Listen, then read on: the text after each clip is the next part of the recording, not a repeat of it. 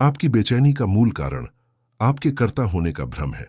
आप पा लेना चाहते हैं वह जो बार बार आपके हाथ से छूट जाता है। आप उसे बाहर खोजते हैं, मंदिरों में, मस्जिदों में, दुनिया के शोर में, लेकिन जब भी आपको लगता है कि वह मिल गया तो एक क्षण बाद आप पाते हैं कि आप अभी भी खाली हैं। यह कैसी पहेली है? आप जीवन का अमृत पीने की कोशिश कर रहे हैं, लेकिन हर बार आपके होंठों पर सिर्फ रेत रह जाती है। यह कैसा रहस्य है कि जिसे आप बाहर खोज रहे हैं वह आपके भीतर ही है, लेकिन आपको दिखाई क्यों नहीं देता? आज हम इसी रहस्य का पर्दा उठाएंगे। यदि आप सचमुच खुश रहना चाहते हैं तो ओशो की यह बात समझ लें। यह खुशी कोई उपलब्धि नहीं है, यह आपकी सहजता है जो आपने खो दी है।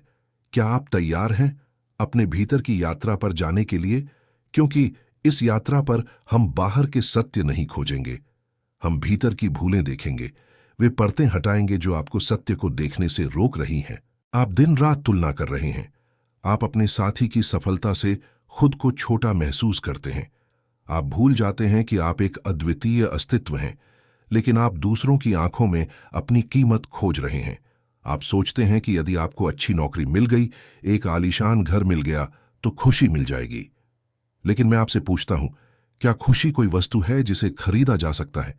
वृद्ध मित्र शांति खोजते हैं। उनके पास अब खोने को कुछ नहीं बचा सिवाय उनके स्व के। शरीर कमजोर हो गया है।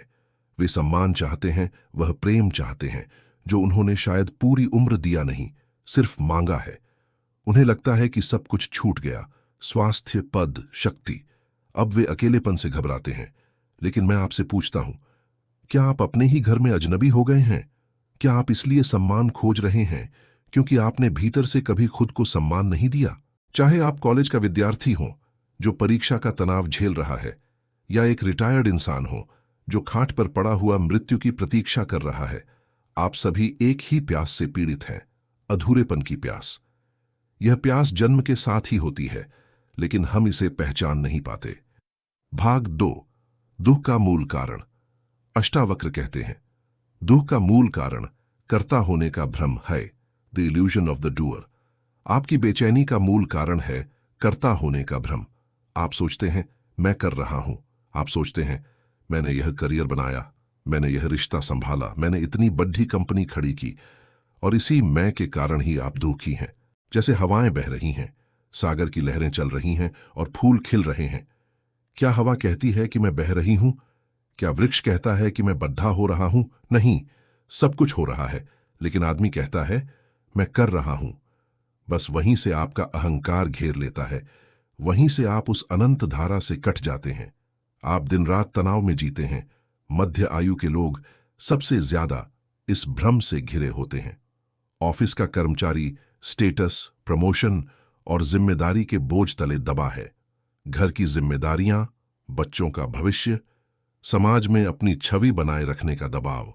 एक व्यक्ति मुझसे पूछता है, मैं इतना श्रम करता हूं लेकिन आराम नहीं मिल पाता। मुझे चैन से सोना है इसलिए आराम बढ़ाता हूं। लेकिन मैं आपको कहता हूं, आराम बढ़ा कि नींद गई। नींद के लिए श्रम जरूरी है। ठीक ऐसे ही विश्राम के लिए तनाव का चरम जरूरी है। आप शांति चाहते हैं, लेकिन आप संघर्ष से भागते हैं। जब तक आपको यह लगेगा कि मैं करने वाला हूं, तब तक आप उसी सपने में जी रहे हैं, जैसे कोई रात में सोकर सपना देखे कि वह कलकत्ता पहुंच गया है, जबकि है वह अपने बिस्तर पर ही। जिस दिन यह सपना टूट जाएगा कि मैं करता हूं, उस दिन आप जाग जाएंगे। भाग 3, सहज योग, प्रामाणिकता की छलांग, द लीप ऑफ ऑथेंटिसिटी। हमारा सबसे बड़ा डर क्या है? खो जाने का डर। नदी जब सागर से मिलती है तो मिट जाती है, लेकिन वह खोती नहीं, सागर हो जाती है। कोयले को अगर हीरा बनना है तो कोयले को कोयला होना तो मिटना ही पड़ेगा। यह जीवन की अनिवार्य शर्त है। जो बचता है वह मर जाता है, और जो डूबने का साहस करता है वही पाता है। आप खुशी चाहते हैं, लेकिन अपने पुराने स्व को बचाकर। यह नहीं चलेगा। ध्यान महामृत्यु है। यह मृत्यु केवल वस्त्र नहीं छीनती, यह तुम्हें ही छीन लेगी। तुम जैसे हो, कुंडलिनी जागरण के बाद तुम वैसे न रह पाओगे। तुम्हारा सब कुछ बदलेगा। अगर आपको स्वर्ग की ऊंचाई छूनी हो तो नरक की गहराई भी छूनी पड़ती है। पापी अक्सर धर्म की ऊंचाई छू लेते हैं क्योंकि वे पाप की गहराई में उतरते हैं। यह परम सत्य है। चरम तनाव से ही चरम विश्राम आता है। चित्त के पेंडुलम को जितना ऊंचा तनाव में ले जाया जा सके, विराम का क्षण आने पर वह उतने ही गहरे विराम में उतर जाएगा। हम सभी जीवन में असहज हैं। हम एक चेहरा ऊपर से बनाकर बैठे हैं जिस पर मेकअप लगा है। हम क्रोधी हैं, लेकिन अहिंसक होने का नाटक करते हैं। यह नाटक ही हमारी सारी ऊर्जा को दबा देता है। यह सभ्यता, यह शिष्टता पूरी तरह दमनकारी, सप्रेसिव है। इस दमन के कारण ही शरीर में हजारों गांठें और मनोग्रंथियां, कॉम्प्लेक्सेस पैदा हो गई हैं। जब तक ये गांठें पिघल न जाएं, तुम देहातीत, बॉडीलेस नहीं हो सकते। तुम भयभीत हो क्योंकि तुम ज्वालामुखी पर बैठे हो। तुम्हारे भीतर वह सब छिपा है जो तुम कभी प्रकट नहीं होने देते। सहज योग का अर्थ है, जो हैं उसी को जिएं। यदि आप किसान हैं तो अपने काम को ही ध्यान बना लें। यदि आप चोर हैं तो अपनी चोरी को भी पूरी तरह जी लें। हाँ, मैं कहता हूं, पूरी तरह चोर होकर जी लें।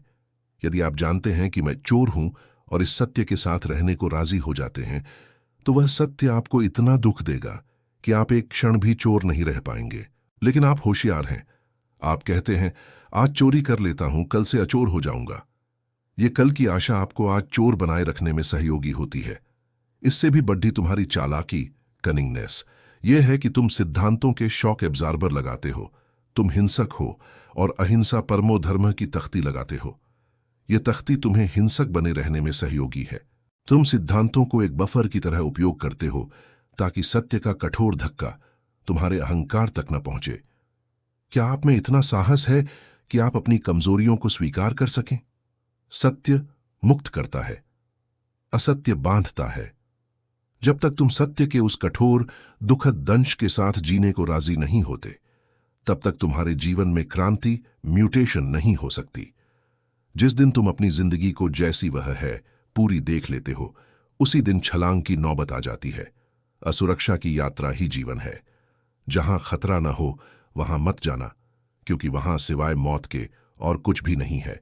भाग 4, खुशी के लिए व्यावहारिक कदम, प्रैक्टिकल स्टेप्स फॉर हैप्पीनेस। यह खुशी कोई सोचने विचारने की बात नहीं है, यह अनुभव की बात है।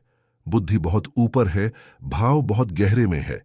बुद्धि केवल रास्ते को साफ करती है, लेकिन मालिक बहुत पीछे है, वह भाव है। खुशी पाने के लिए आपको केवल द्वार खोलना है। प्रभु की कृपा हर द्वार पर है, लेकिन हमारे द्वार बंद हैं। कैसे खोलें ये द्वार? पूर्ण स्वीकार, एक्सेप्टेंस और तुलना छोड़ना, ड्रॉपिंग कंपैरिजन। 3 दिन के लिए शिकायत छोड़ दें। खाना ठीक न मिले, मच्छर काट जाए, जो है जैसा है उसे स्वीकार कर लें। आप शिकायत क्यों करते हैं? क्योंकि आप तुलना कर रहे हैं कि ऐसा नहीं होना चाहिए था।